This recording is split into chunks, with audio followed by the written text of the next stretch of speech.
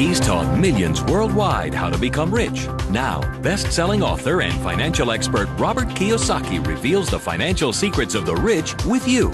See how Robert's simple formula for personal wealth can transform your life and put you on the path to true financial freedom. 60 Minutes to Getting Rich begins right now.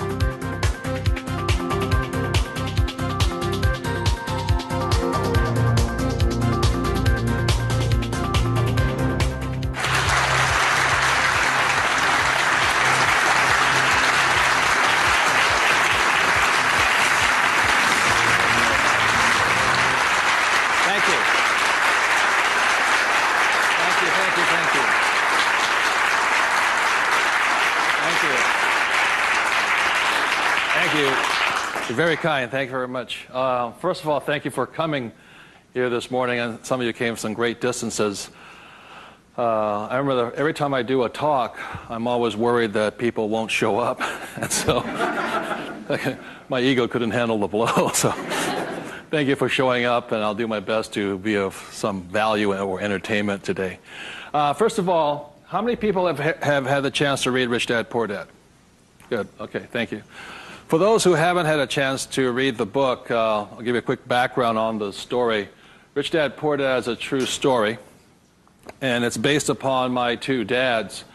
My real dad was the head of education for the state of Hawaii, a very smart man. He was the boss and things like that when I was in school. And my rich dad was my best friend's father. And my best friend's father was a man who didn't finish school. He dropped out of school at age 13. But ultimately became one of the richest men in the state of Hawaii. Self-made, did it on his own, and stuff like that. So Rich Dad, Poor Dad is a true story of what two fathers tell their two sons, my best friend and I, about the subject of money. And as the the positioning statement of the book says, what the rich teach their kids about money, that the poor and middle class do not. And as we all know, for the most part, we learn very little to nothing about the subject of money in school. And so what we learn about money oftentimes is handed down from parent to child. And those are the ideas that we have relative to the subject of money. So my rich dad was a man who, he was my best friend's father, like I said, when you look at the white sand beaches of Waikiki and the hula girls and the palm trees, my rich dad was the guy that owned the land underneath the hotels. And my poor dad, I call him my poor dad, although he was a high-paid government official, and I do mean high-paid. He made a lot of money. In fact, he made much more money as far as a salary and paycheck goes than my rich dad. And so the story is really what my rich dad taught me as compared to my poor dad. And so what we're going to be going over today are some additional ideas and thoughts and information that may assist you in getting wealthier, easier, quicker. How many people would like to get wealthier, easier, and quicker? Good, thank you. So in contrasting them, most of us have heard, like my poor dad, very middle-class man, smart man, but he had middle-class ideas when it came to money and values. And he always said, son, our house is an asset, and it's our largest investment. And my rich dad would say, here I'm 9 years old, I go, okay, I got it, Dad, I got it, right? And then I would go over to my rich dad's house, and I would say, my dad just said, our house is an asset and our largest investment. And my rich dad would say, well, that's why your old man's not rich, is because your house is not an asset, and if it's your largest investment, you're in really big trouble. And that's when the contrast that started to hit me. And then my poor dad always said, do you think money grows on trees? And his favorite words were, I'd say, Dad, let's buy this. He goes, I can't afford it. And my rich dad said he forbade his son and I from ever saying the words, I can't afford it. He said, the moment you say you can't afford something, it becomes true. So the power of the spoken word or your thought has the ability to become what you think is real in the world. So if you say, I can't afford something, that becomes your real world or reality. And what my rich dad said instead was, instead of saying I can't afford it, simply say, how can I afford it? Or in school, a lot of times, I'd say, hey, Dad, guess what? I'm going to be a millionaire. He goes, you can't do that. And my rich dad said, never say you can't do something. Ask yourself, how can I do it? And he said, and just in the switching of those words, if you say, how can I afford it, your mind opens up to the possibility. And your mind then has to go to work. This is your single most powerful tool you have is the brain. But if you say, I can't afford it, then the thing goes to sleep and it sits there, goes dormant, and doesn't have to do any more work. You're the one who's doing the work then. So those are some of the subtle, differences. My poor dad, the school teacher the head of education always said to me, he says, son, go to school, get good grades, get a safe, secure job, high-paying job, and work hard. And my rich dad said, that's a good idea if you want to work hard all your life. He says, but if you want to get rich, you have to learn how to have money work hard for you so you don't have to work for it. And you also have to learn to buy companies. Don't be the guy applying for the job, be the guy that's handing out the job. But I want to give you something I rarely say to people, is that there was 3 main points that I think made a difference in my life. And point number 1 is that I realized very early on in life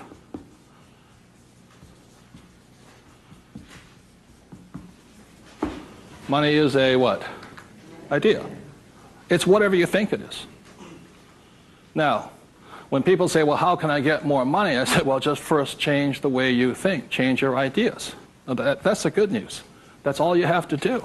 I realize when I talk to people about money, I'm slamming straight into their ideas. And a lot of times with money, there's several subjects you don't talk about at the dinner table: sex, religion, politics, and money, and whatever. And the reason for that is it's a very volatile subject. Whereas in my family, my poor dad, the school teacher family, was, I'm not interested in money. Money is not that important to me. I began to realize that was my poor dad's idea, was his attitude. Whereas my rich dad always said to me, money is power. Money gives you power. Respect it. Treat it respectfully. So there's all these different ideas about the subject of money. The thing I hear people say is, I'll never be rich. And that becomes a self-fulfilling prophecy, you see. And that's why money, just as an idea, is so powerful. And when I talk to people, I oftentimes ask them, I said, what did your parents tell you about the subject of money? Because that becomes real. If you were told, go to school and get a job, see, many of us may not be in the same profession, but we're following the same path. And most people did not come from families that were rich. In America, less than 1 out of 100 people at age 65 becomes rich. In the richest country in the world. 1 out of 100. 4 become wealthy. I think 56% are dependent upon the government or a pension to take care of them. And they start going downhill. So what I had to do, what I'm going to be talking to you about, is I had to watch my ideas, I had to watch what I said, and I had to watch who was giving me the ideas. Okay? Because they're not the same. Like you go to one doctor and they say, eat a low-fat, high-carbohydrate diet. You go to another doctor, they say, eat a high-fat, low-carbohydrate diet. Somewhere you got to make your choice. Number 2, the thing that I learned by having 2 dads with their contrasting points of view, I realized this really early on.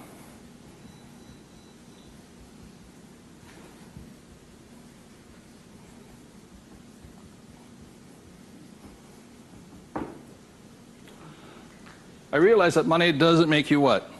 Rich. Because my poor dad made more money than my rich dad.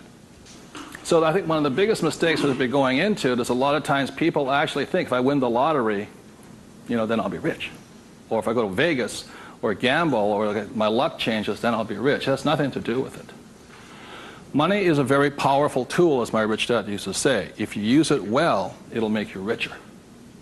If you abuse it, it'll make you poor. So one of the big things that my poor dad made the mistake of saying, he always thought that if he got a pay raise, that would solve his money problems. And the trouble is, every time he got a pay raise, he got bigger problems. So it made him poorer and poorer the more money he made. Does that make sense, you guys? That was a very big problem with him. And then the third thing I realized by having 2 dads and having 2 contrasting points of view was that there's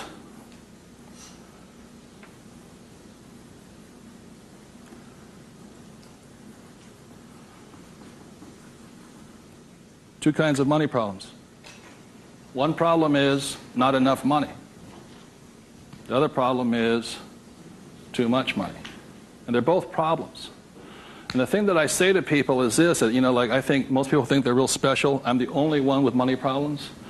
Well, the reality is everybody has money problems. Everybody. Every single person. Every company has money problems. Every country has money problems. Every government has money problems. Everybody has a money problem. What makes you rich or poor or middle class is how you challenge or handle the problem. And what most people do, since, so most of us came from families where the problem was too much or too little. Too little. And that becomes our idea. We think money is scarce, hard to get, work hard for it. Very popular idiom going around today suggesting that the way you get rich is cut up your credit cards. Oh, man. Live below your means.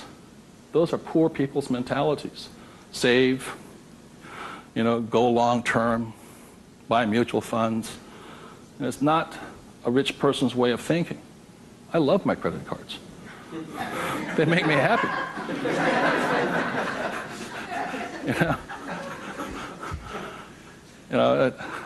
I drive, it says, drive a cheap car. I don't look good in a cheap car. I don't feel good.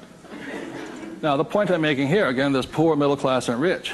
And very early on in my life, I really realized that being poor and struggling did not look good on my face. I did not like it. But I grew up in a family that if you were rich, the idea was that you were crooked, evil, not caring, inhuman, not generous, and all that stuff. So if I said I want to be rich, then I went against my family's values. It was tough having that. Now, the other thing I saw was that by my rich dad managing his money well and becoming a business owner and an investor, that he got richer and richer and richer. Then he had a different kind of problem. His problem was too much money. And my rich dad said to me when I was about 18 or 19 years old, he said, son, there's two kinds of problems. Not enough or too much. Which one do you want? And at that point, does it make, and so I made an obvious choice. I said, I like the one with too much. I want to have that problem. And it's a very big problem. So knowing these three different things, I could make different distinctions and different choices in my life. The big point I want to make today is that money comes down to fundamentally a choice. That's all it is.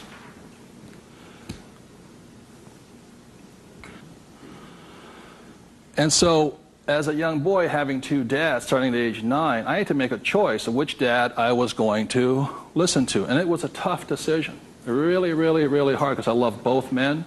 Both men were big men. If there was a role model that they filled, they were tall, and they acted like John Wayne or Robert Mitchum, not Pee Wee Herman. They were big, strong, powerful, good, honest, hardworking men. I love them both. But their ideas were almost polarized, completely opposite. And that's why in Rich Dad, Poor Dad, in the book, I write that Robert Frost's poem, I think The Road Less Taken or The Road Less Traveled, I had to make a choice of which one I was going to listen to. Which one was I going to follow down the path? And I made that choice. And it was a hard decision because I had to go against my whole family's culture, beliefs, and they're all school teachers. When I came back from Vietnam, they said, I got my bachelor's degree. I got that Bachelor of Science. They said, now, son, you are going for your master's, aren't you? I said, I kind of doubt it. He said, but you won't get a good job. You get a better pay raise if you have a higher degree.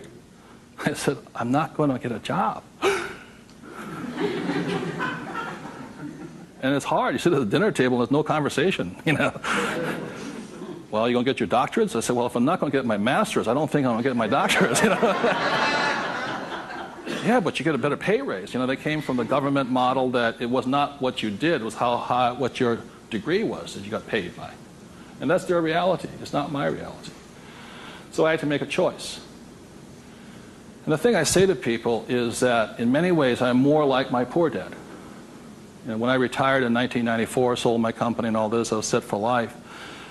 You know, I realized that I'd been too much like my rich dad, and that I wanted to run the second half of my life more like my poor dad, but I was going to teach people what my rich dad taught me. That was a decision I made. But the thing is, it's a choice. And my propensity, my natural inclination, my genetic makeup, my mental makeup is more to be poor. I have to fight my natural inclination to go for job security, to play it safe, save money, invest for the long term, all that other rot my father believed in. The point I'm making here is this: every morning I get up, I still make the same choice. Every morning I get up, I make the choice. Do I make the choice to be poor, middle class, or rich? And we all have that choice. You know, we have to, as individuals, make that choice. By the end of my talk today, you'll find out how easy it is to become exceedingly wealthy. But it's just a choice. Okay. So my intention is to maybe shake some of your core values. You know, think about the way you think, change the way you think. You may want to make some new choices and things like this. That's my purpose. So what I'd like to ask you to do is you find a partner. I'll give you about 30 seconds, and you can just talk it over. You talk about what your parents taught you, what choices you had, but more importantly, talk about this subject here. It's just an idea. What were some of the ideas you got from your family? The idea that you think you work harder and make more money, will that make you rich? I don't think so. And there's only two kinds of money problems. Which one do you want? If you're sitting by yourself, break out a notebook and just write down some of your thoughts. Because really, it's just your ideas that cause you to be rich, poor, middle class. So we take about 30 seconds and discuss with the person next to you some of these ideas. Thank you.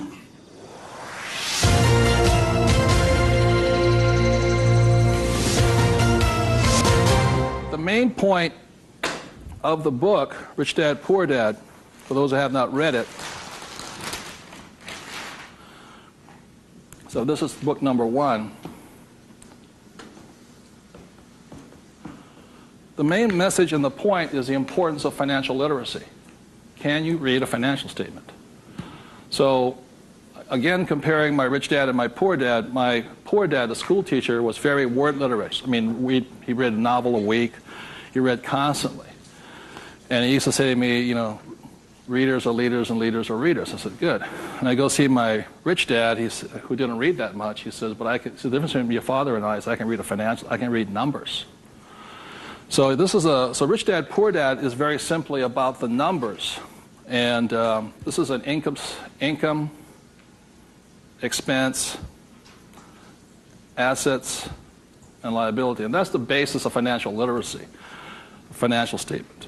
Now, the problem, and so what it is about the difference between assets and liabilities, things like this, and this is really what the book was about.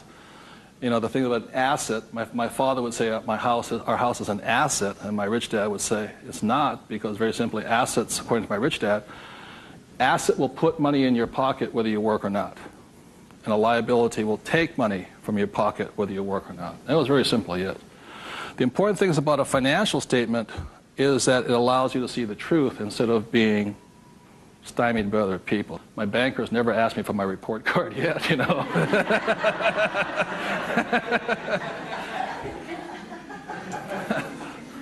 And what your banker asks for is your what? Financials. Because what a banker wants to see is your financial intelligence, not your academic intelligence. And both are important. Academic intelligence is important, you know, forever. But so is financial intelligence. So what my rich dad said, your financial statement is your report card once you leave school. And the problem is 99% of the people leave school and they don't have a clue what a financial statement is, much less what a checkbook is. You know, they know credit card, but they don't know much beyond that. And so they're easily swayed with the idea your house is an asset, and that's what gets them in trouble. They can't tell the difference between an asset and a hole in the ground. So that's a big problem there. Okay? And then book number 2, which is this one here, was the cash flow quadrant. Quadrant means 4. And the quadrant was the 4 people that make up the world of business. E stands for employee, S stands for self-employed, B stands for business owner, and I stands for investor. So my poor dad always said to me, son, go to school and get a job. So he was programming me to come here. But I kept saying, but I want to be rich. And my mother says, yeah, don't listen to your dad, My mother was a nurse. And she says, if you really want to be rich, you should become a doctor. They make a lot of money.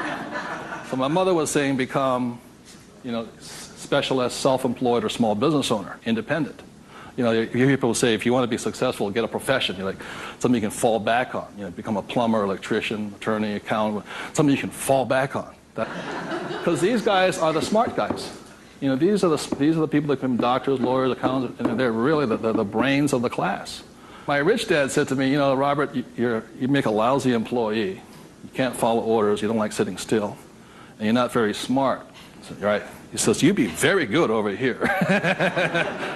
He says, because these guys aren't that smart. And that's the truth. That's why some of the richest people on earth are over here, because they're not smart. But they know how to surround themselves with smart people. And that's one of the biggest differences. And the other part is the investor. And the investor uses a different mentality, different emotions. The investor wants their money to work for them. And their words are, what's my return on investment? How soon I get my money back? See, most people have the money in a 401k. That's not an investment plan, it's a savings plan. An investor would not do that because it ties that money up too long. I want my money in and I want my money out. I want to know when it comes back to me. It's called velocity. How soon do I put it in? How soon does it come back? Savers put it in and they leave it there forever. It's a different value system. My rich dad said, you always tell an employee by their words. They use the same words all the time. So an employee will always say, I'm looking for a safe, secure job with benefits. Always. My rich dad also said you can always tell a self-employed person because they'll say such things as, I'm going to charge you 6% commission, like a real estate salesperson, or $100 per hour, or I'm going to charge you for the job by this much. So they go, for these people, time is money. And the business owner, what they say, I'm looking for the smart people, best people, I'm looking for the best system. They don't, because they want to move on and start another business. They want to have multiple corporations. Very big difference. And an investor says, I want an ROI. Now, the theme song for the self-employed, the difference between the small business owner and the big business owner is very simply this. A big business owner, if they do the job right and build the company, they can leave. And when they come back, the company's doing better without them, more profitable because they have the bright people running it. A self-employed or a small business owner, if they leave, the income goes where? Down. Or if they have employees, they just ferret out they just take everything falls apart. So that's the difference. And also the difference between an S and a B is the size of their ideas. Like a lot of times I meet people come up to me and say, I want to start a hamburger stand. One hamburger stand, Whereas the same guy named Ray Kroc comes and says, I'm going to build a hamburger stand all over the world. Difference in vision, idea, and leadership skills. They're very, very different people. And the reason they're different is because emotions. This person here values, it's fear, so they want security. Security drives them hard. So they're fearful. This person over here is lack of trust. And these guys, they're highly specialized. They're also the most satisfying, because they have their own time, their own life, and all this. They're very happy this way, but it has its limitations also.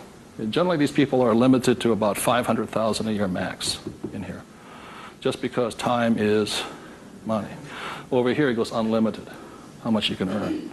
So there are very, very big differences in the thing. The investor here, their thing is they're neutral, emotionally neutral. In other words, what that means is they don't care if you're winning or losing. When somebody says, I'll go to somebody, the stock market's going to crash. The mutual funds get wiped out. They're not neutral. They're reacting. A true investor doesn't care if the market goes up or the market comes down because they're going to make money either way. That's an investor. They really do not care. They know that losing is part of winning. It's called money management, how well you do that and all this. Very, very neutral. And this person over here, the emotion is patience. You have to be patient. These guys want to get paid now. These people may not get paid, I think the average is 3 years, right? They don't get paid. That's why the first question when somebody comes to ask me to invest in their company is, are you willing to work for free for 3 years? I go, no. I said, well, I don't invest with you. Because you're still thinking like this. So those are the emotional differences. Because today, just being an employee is suicidal. Today you have to be employee plus an investor. You can be self-employed plus investor. Okay, you have to be on both sides of the quadrant, is what I'm saying, minimum. Whether you're here, here, or here. If you ever want some time off, you have to be an investor today. So very simply on, starting from the age of 9 and 10, I started here and I stayed here. That makes sense, you guys? I stayed here. Because this is my money working hard for me, so I don't have to work hard for money. It's a different point of view, and very, very different. The rich have the best investments, number one, because they have money. People say, how do you find the deals? I say, get rich. Because if you have money, they come find you. It's really simple. The thing about this one here, the richest or the fastest game in the world played today, the way to get rich forever has been this one. I talk about in this book how my rich dad went and bought one of the best pieces of white sand beach in Hawaii. And I said, how did you afford that? He wasn't making any money. He didn't have a job. He wasn't this. He says, how do you afford the best piece of beach in Hawaii? He says, personally, I can't afford it. See, none of these people could afford it either. It was about $10 million. Individually, you cannot afford it, but your business can afford it. It's one of the biggest secrets of all. So the reason I started here and learned to build businesses so I could invest. So I can take down bigger and bigger properties by this. Individually, I cannot do that. I don't earn enough money as an individual, but my company can. So the thing about the third book, which is Rich Dad's Guide to Investing, is called the 90-10 Rule of Money. The 90-10 Rule of Money very simply says is this, is that 10% of the people always make 90% of the money, always. That's a very big part of it. And a big part of the investment book is how do you take your idea, build a business around it, and take your business public. So the reality, as I know, is every single one of you sitting out there in the audience, you have an idea that can make you exceptionally wealthy beyond your wildest dreams. Every one of you is creative enough to have an idea. The trouble is, when you went to school, they didn't train you to be a business owner. They trained you to be an employee, working for the rich. What the rich have the ability to do is take their ideas and create massive businesses out of them. So you have your business, which does your investing for you. And the tax laws are written in your favor, investing through a business. That's how the rich get rich, because they pay less in taxes, very simply because they invest through the B and I quadrants. Investing from here, the laws are written against you here. In America, 1943 was the Current Tax Payment Act, which made anybody who was an employee could not pay themselves first. Government gets paid first. If you get a pay raise, government gets a pay raise. Forever. Forever. You make $1 million, you still pay more in taxes, incrementally. 1986, they passed the Tax Reform Act of '86. All doctors, accountants, attorneys, and the laws were changed against them. But they never changed the laws for the rich, because this is how the rich have gotten rich, by owning corporations and businesses. And that's been in effect since 1215, which is the signing of the Magna Carta. So ever since the thing is, you have to know, you want to get rich, you have to play by the rules of the rich, because the rich make the rules. And for the last thing I'll say about taxes is this. If you're an employee, the tax laws is that your financial looks like this. If you're a business owner,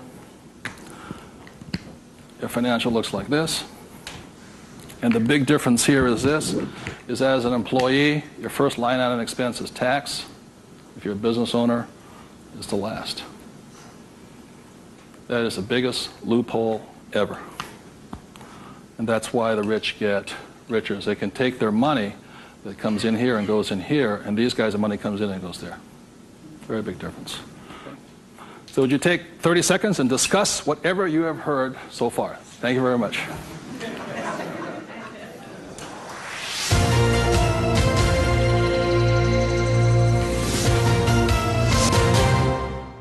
One of the ways I understand that money does not make you rich, when I was in my 20s, late 20s and early 30s, I became a millionaire. And it went straight to my head. And you know, when you have money, you think your IQ goes up. And in reality, your IQ goes down, you know. And it was fast cars and even faster women. And I was a millionaire. I was a bon vivant around Waikiki. Now, I don't regret a thing. It was a lot of fun. But the more money I made, the more stupid I became. Anybody ever had that problem? So that's how I learned. I made a lot of money, and it made me instantaneously poor because I still had poor habits here. You see this right here? This is financial literacy or financial intelligence. If you cannot read a financial statement, you cannot tell what's happening. You cannot read. And what you don't see here is how the rich make more and more money because of this one little loophole here. You know, that's my account. You know, over here you hit 335,000 in income, and your tax rate keeps going up. Over here you hit 335 in income, your income rate, tax rate goes down. The laws are written for the rich by the rich. Period. So very quickly, I'll go into a financial statement, and this is the basis of wealth here.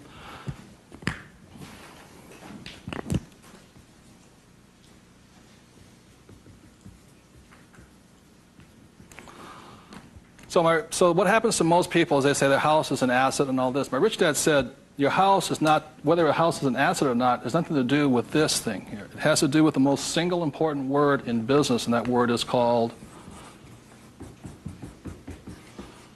what's the word? Cash flow. It's cash flow determines it. So, very simply, when I was 9 years old, my rich dad said an asset is something that flows money into your pocket, and a liability is something that takes money from your pocket. Just because your banker or your accountant says your house is an asset doesn't mean it's an asset. So when I read a financial, I see something listed here, and then I see whether it lodges up here. Now, if it doesn't lodge up here, then it must be going this way. It's going out the expense with no income. Does that make sense, you guys here? That's a very simple way of looking at it. Now, taking it one step further, this is where the confusion sets in, is very simply because if you buy a house for, let's say, $100,000, and you get an $80,000 mortgage on it, you put $20,000 down, the problem is your house is listed both asset as well as liability, and that's where the confusion starts. It's listed in both sides, and that's the problem. So the thing here is this, and by the way, the word mortgage comes from the French word mortir, which means death. You know, so that means you're engaged until you're dead with the house, and staggering. So let's say you buy this little green house here. Okay. The way you know it's an asset or liability is, let's say I use it as a rental property, and after paying all taxes, you know, taxes, insurance, and expenses, and all this stuff, I make $100 a month. It shows up over here under income of $100 a month. Now, if let's say I have a tenant who trashes the place, doesn't pay me rent, takes me a year to evict the bugger, immediately that house becomes a what? Liability. So the house can be either asset or liability, but it's not because it's an asset or liability listed here. What determines if it's an asset or liability is income and expense. So what makes a person struggle financially is that what they do is they go out and buy a house, and they call it an asset. So you have a house mortgage over here. You buy a car, you call it an asset. You buy yourself a Gucci suit, that's called an asset. You get a gold watch, it's an asset, and all this. But they're really what? Liabilities. And so what happens is, I can tell if a person's rich or poor or middle class very simply by reading the financial. I can look at the financial and see this. If money's coming in and money's going out, this is the cash flow pattern of a poor person. It's not how much money you make. It's how you spend your money. I know a doctor here in Arizona, he makes over $500,000 a year. But he spends $525,000 a year. It comes in and it goes what? Out. He thinks like a poor person. Okay. The average middle class person, because they have a job and the bankers like people with jobs and all this, they get all this stuff. This is their cash flow pattern. They have huge long-term liabilities. They're illiquid. Okay? And this is the cash flow pattern of the great middle class who think they're rich. My rich dad said, it's just because you live in a big house, have a nice car, and wear nice clothes, doesn't mean you're rich. You could be broke, more poor than the poor person. So the difference was, for me, was that I spent my life learning how to acquire assets. So I don't need a job. The object was never to work for money. It was to learn to acquire assets that put money in my pocket, either stocks, bonds, real estate, businesses. So this is the cash flow pattern of the rich. The way to find out how rich you are is this: is let's say you're married, husband and wife. If the two of you stop working, what happens? See, if my wife and I stop, income still keeps coming, because it's not dependent upon us working.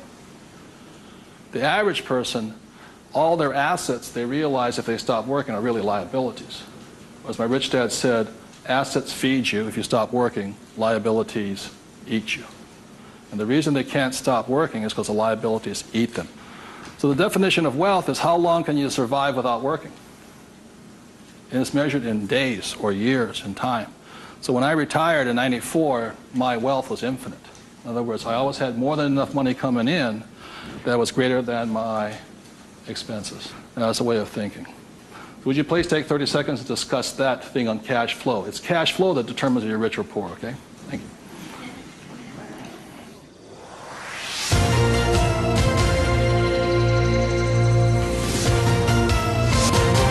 So one of the things I want to be clear on this is whether you're an employee, self-employed, business owner, or investor, the most important thing is this asset column here is your business. One thing my rich dad said, you got to mind your own business. You know, when you become an employee, you mind somebody else's business. You're self-employed, you're oftentimes helping somebody else's business. So regardless of where you are, this is your business here.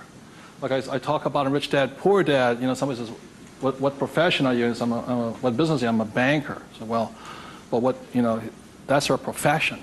It's not their business. This is your business. And your business, you should be an investor. You know, managing your own portfolio, acquiring your own assets, be it business, real estate, or paper, like stocks, bonds, and mutual funds.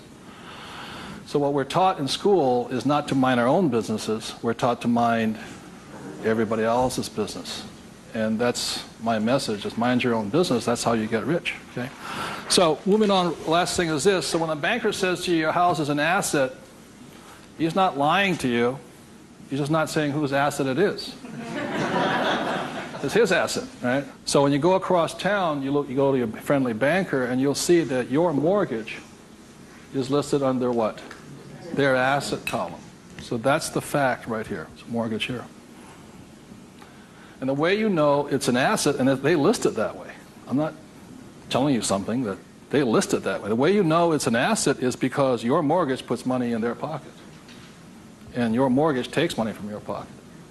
You see, it actually goes like this. It's a complete circle. Now, so that's why they're not lying to you. It's just they're not saying whose asset it is, it's theirs. Now, the other part about it is when you save money over here, it's really your asset. Now, if a balance sheet must balance, it has to balance someplace else. You go to the bank, where does it balance? Bank. But is it their asset or their liability?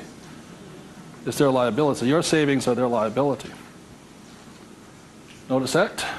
Because they have to pay you money for your money.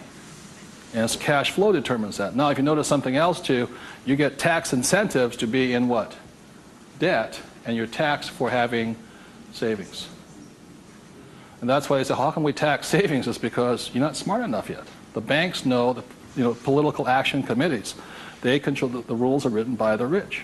I'm not saying I love my bankers. I love them dearly. But you have to know the difference between assets and liabilities, and whose rules are you playing by? Poor, middle class, or the rich? Got it?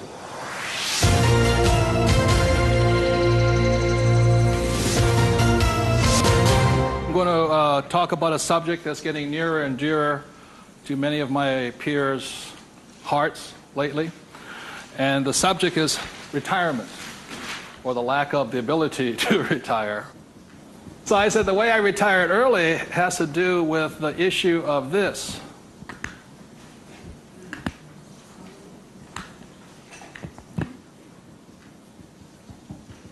Debt versus what? Equity. The reason I could retire early was because I'm in debt. I borrowed my butt off to retire early. The average person is going to take to 65, 75 as long as possible because they're trying to retire on what? Equity. In other words, they're going to try and use their hard-earned cash to retire, where I would rather use the bank's money to retire. So I am in debt up to my eyeballs. Because the reason is I know some of you out there, because I'm sure some of your parents told you to get out of what? Debt. Well, that's not that intelligent. Because you have to know there's good debt and what? Bad debt. And most people are loaded with what? Bad debt. And if you want to get rich, load up with what? Good debt. And the question I asked those bankers, I said, let me ask you this. How long would it take you to save $1 million? I'll ask you guys, how long would it take you to save $1 million? A couple of years at least, right? Yeah. How long does it take you to borrow $1 million? About 10 minutes. If you have good financials. And that's the difference.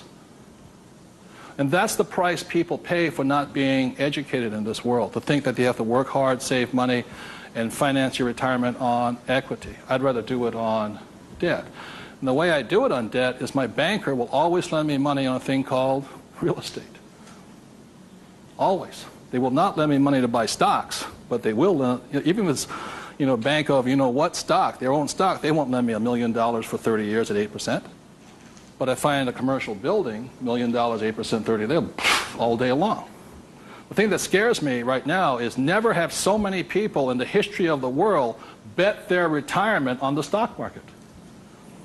And they've bet real money. Am I correct? And trust me, the market will crash. Always has and always will. Now, those taking deep breaths right now, because you're not, because that should be good news. Because if it crashes, that's when you get rich. But the people who have been trained to think of playing it safe and all this, they're going to be in terror. Completely different point of view.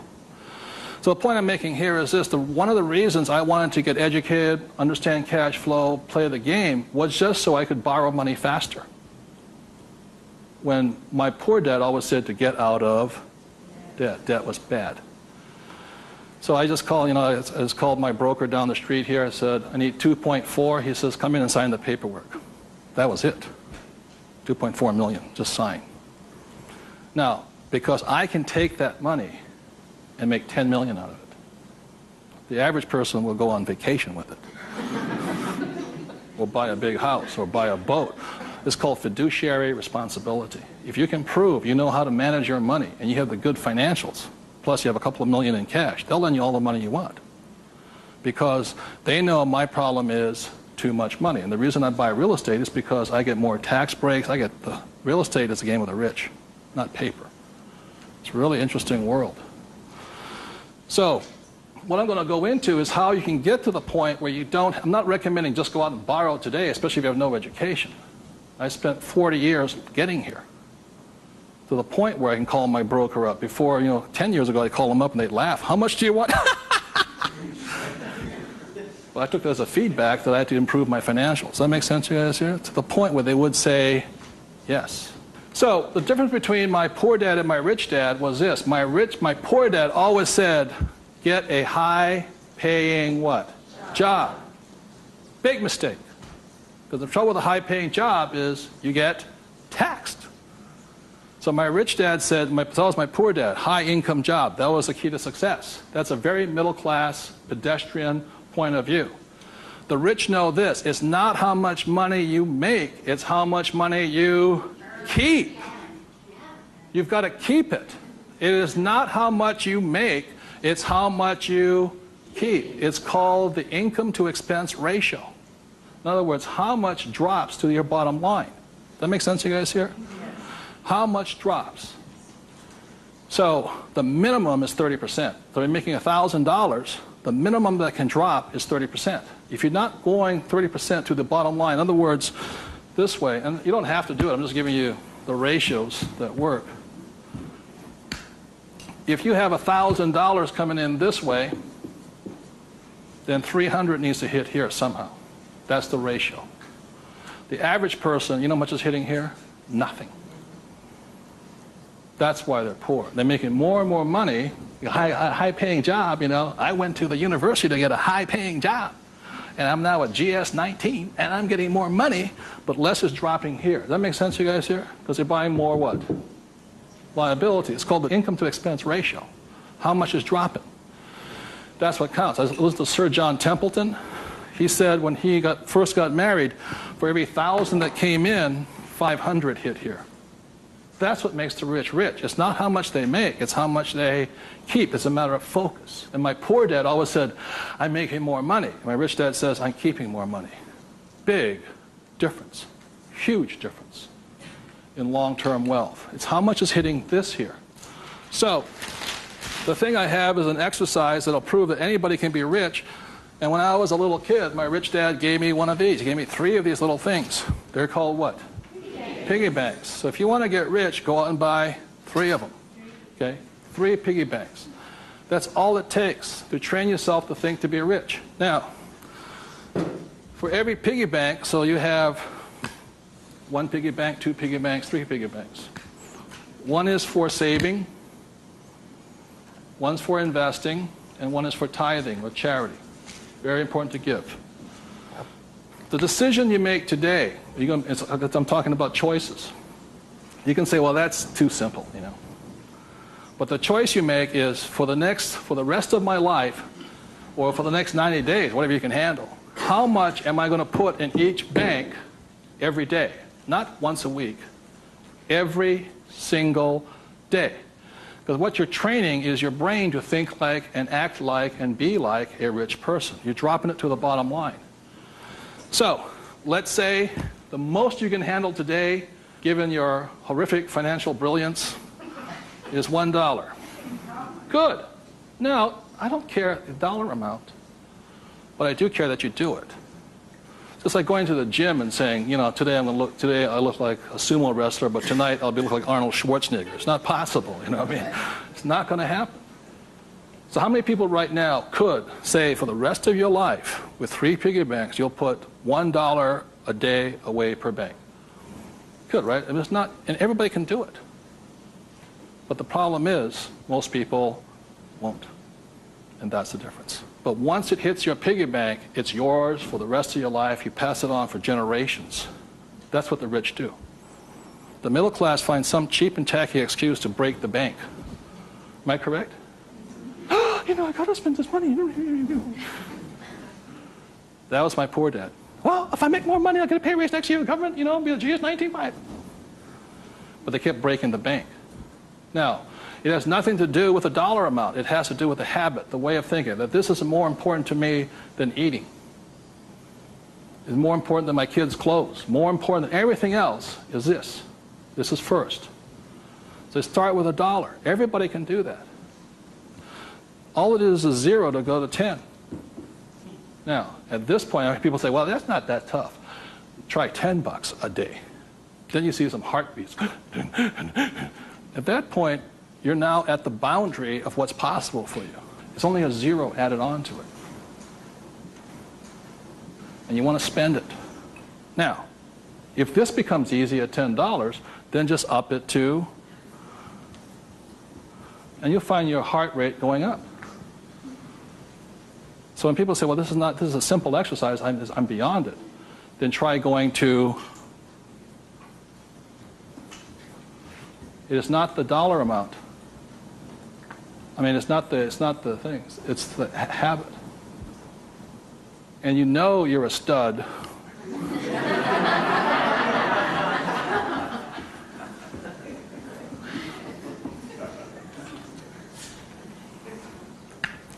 This never spent. This is what your mad money is. You buy your properties and stocks and bonds, mutual funds with. You can afford to lose this if necessary, but you never lose this one. And you tithe your church or charity of your choice. Now, I give to the charity that I would like to support, but I don't have the time to support. So you put your money where your body would be. Does that make sense to you guys here? My rich dad gave it to his church. My poor dad gave nothing. He says, when I have the money, then I'll give it. That's why he was poor. The next point here is that my rich dad always believed in job security. My poor dad, job security. And my rich dad believed in financial security. So the way you get financial security is, again, via these three things. This is the basis of it. Savings, investing, tithing. So the way you get financial security is start with this, and then I start investing with this. Does that make sense? My investing account, this is when I had my fun. I play with that money. So the deal here is this, whether you're buying a business, real estate, or paper, the ratio is this. You can ask my wife the question. For every, somebody says, well, I don't have any money. How do I get some money? I said, start with that, the 3 piggy banks. Or how do you find a nothing down deal? The reason they want a nothing down deal is because they got nothing to put down, right? And that's the most risky thing you should do. You can only take a nothing down deal when you have a lot of money to put down, because it's too risky. I can take a nothing down deal because I got the money to cover it in case it goes bad on me. But the point here is this, how I got my experience, how I can find a deal is this. You can ask my wife this. For every one property I buy, how many properties or businesses or stocks do I analyze? 100. That's the ratio. Before I buy one piece of property, I will analyze a minimum of 100 properties. If I don't buy one property in that 100, I start all over again. It's 100 to 1 is the ratio. That's how I find a deal. Not only that, is when I had no money, what was I doing? Still analyzing a deal. It's 100 to 1 before you can find one deal. When people come, I went with a ride with a realtor and we found one property and we bought it. I said, how many did you look at? Just that one. That's an idiot, not an investor. They have no clue. The way you want to find out the market trends, the ups and downs, the ins and outs, is you got to analyze 100 deals. Out of that 100 deals, you put in offers on 10. Because 90 are bad. But in the practice of analyzing the deal, you get smarter. I learn more. I learn something from each deal I look at. Of the 10 I invest in, or I put offers in, I might get 3 accepted. Now, this comes from my friend Dolph DeRoos, who's a real estate genius. He says, if this number is like 6, what does that mean? You're offering too much money. That means you're not being tight enough. You've got to screw it down a little bit more. It gets down to nobody accepting you're too tight. So you want to keep it in this ratio. Of that, you'll buy one property. When people say, how did I get my education? I got my education evaluating deals. I estimate to this day right now, I've looked at over 50,000 deals. That's how I got smart. Instead of going to work, I look at deals. If I'm buying a business, the ratio is the same. 100, 10, 3, 1. If I'm buying a stock in a company, I've got 100 companies, same ratio. Everybody can do that. Does it cost them any money? No, not at all. It's free. When I go on vacation with my wife, Kim, she knows where I'm going to wind up. It's a real estate office or a brokerage office because it's a habit. So this is what gave me financial security, and what my poor dad focused on was what? Job security. He had no assets when he lost his job. Okay? 30 seconds, please discuss that ratio. 50,000 properties I've looked at now.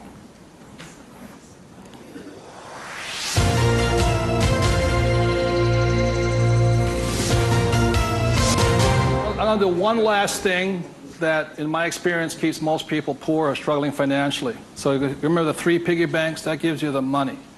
Doing this, 100 deals. The reason I don't have a job is because it would interfere with me looking at deals. I don't want to do that. I'm looking at a deal constantly. That's the people that work with it constantly. That's all I'm doing is tracking down deals. It's a waste of time to work. I don't get rich. So that's the thing. The second part is most people don't have the time to spend the time to get rich. They're too busy working for the money.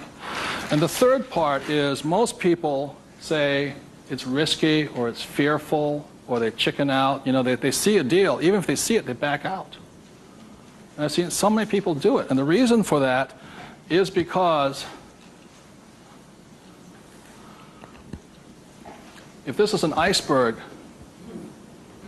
okay, most people, they say, I'm going to get the 3 piggy banks, I'm going to look at 100 deals, but it comes time to put the money, we call it go hard on the dollar.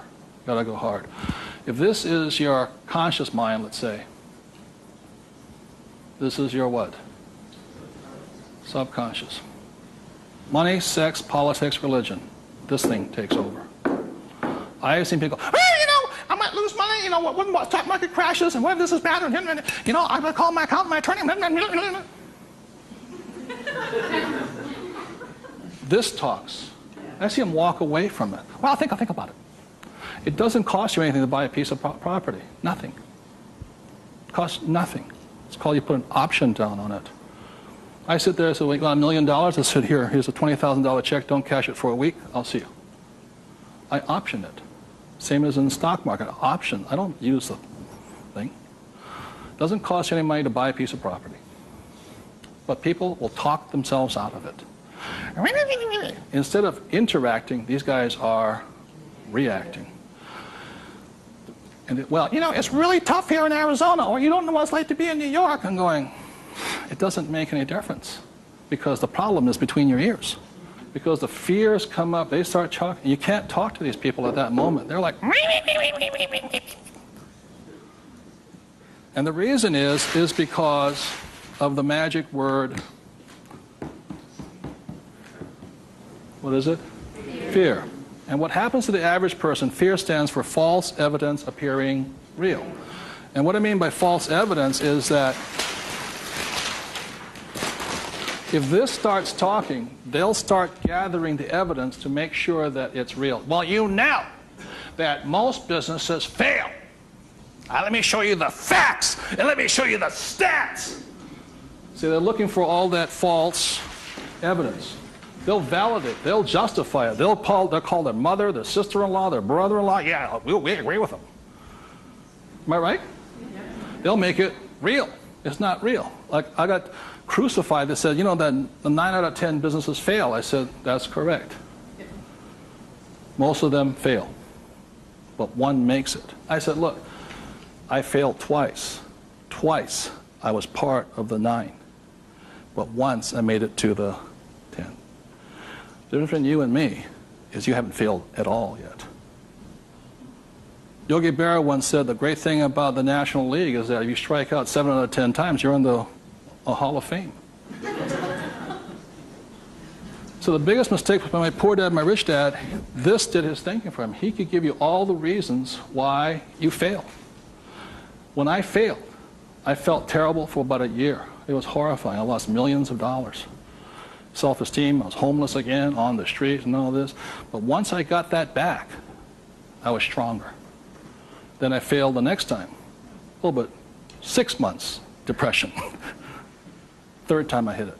Difference is my poor dad said, you failed. My rich dad says, you haven't failed enough. There is a difference. And my rich dad also said, failure is part of success. People who avoid failure also avoid success. So your biggest expense is not what you spend. Your biggest expense is the money you're not making because you're afraid. So the thing that my rich dad taught me very early on, called fear.